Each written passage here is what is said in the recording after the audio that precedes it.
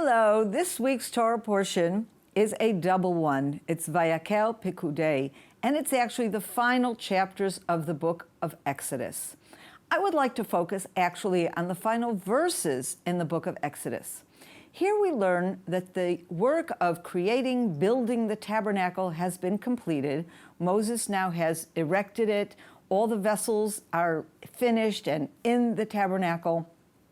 And we have a description here at the end about two very interesting things, all having to do with this cloud, this holy cloud, the cloud that represents the glory of God. The first explanation, the first description, is that this cloud covers the entire tent of meeting and actually represents the fact that the glory of God is now filling the tabernacle. The next verse tells us that as a result of this glory of God filling the tabernacle, Moses cannot go into the tabernacle. Now that in and of itself is a puzzling situation, because the whole purpose of the tabernacle is to create a place where God meets man and man meets God. It's a place where Moses will receive prophecy. He will receive the word of God. And it is also a place where the nation will come to bring their sacrifices as a way of serving God, praying to God, communicating with God. It's the highlight of this completion of the tabernacle that the glory of God rests in the tabernacle. But why then does it mean that Moses cannot go in?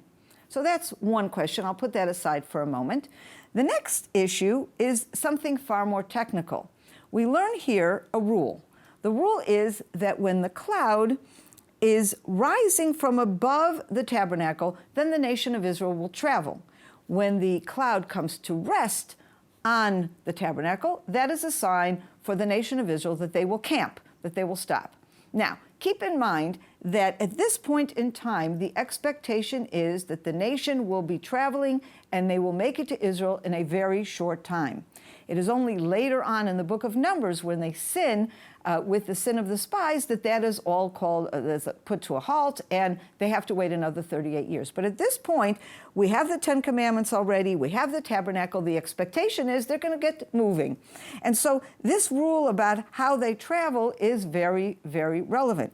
And to me, it comes to represent this. What is this cloud? This cloud is essentially a gift from God.